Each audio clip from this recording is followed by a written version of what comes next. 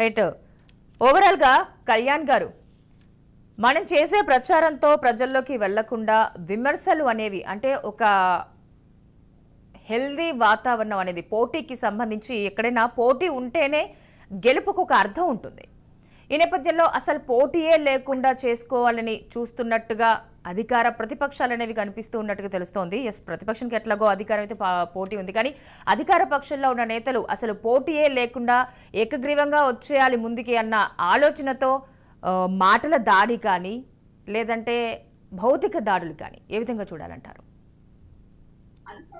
Good morning madam. ముందుగా మీకు Raj news ప్రేక్షకులకి, అలాగే ప్యానల్ లో పాల్గొన్న పెద్దలు కిషోర్ గారికి, ఇతర ప్యానలిస్టులకి అందరికి గుడ్ మార్నింగ్ అండి.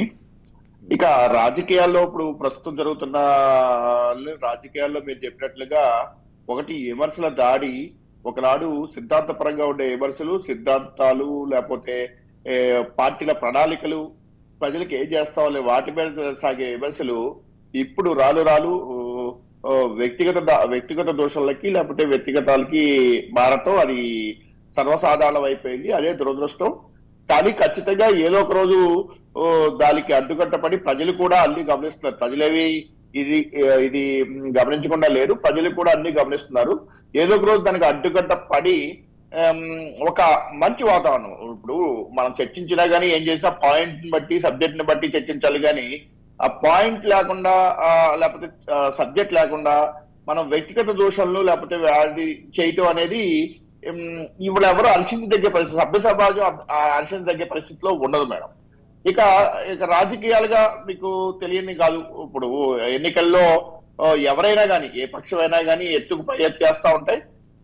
ఎవరి కాళ్ళు తామే గెలవాలి, చివరికి గెలిపే పరమావధి అనే పరిస్థితి అది సర్వసాధారణంగానే జరుగుతుంది. ఇంట్లో ఏమి మనం ఇప్పుడు కొత్తగా మాట్లాడుకోవాల్సిన విషయం లేదు, అందరూ చేసేదే.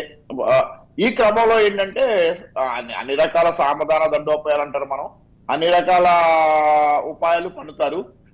ఎదుటి పక్షం మీద పద్ధతుల మీద మనం పైకి ఎలా సాధించాలి అనేది సహజంగా చూసేది. అది మానసికంగా కావచ్చు, లేకపోతే ఒక రకమైన మైండ్ గేమ్ ఆడటం అనేది సహజంగా మనం చూసేదే మేడం.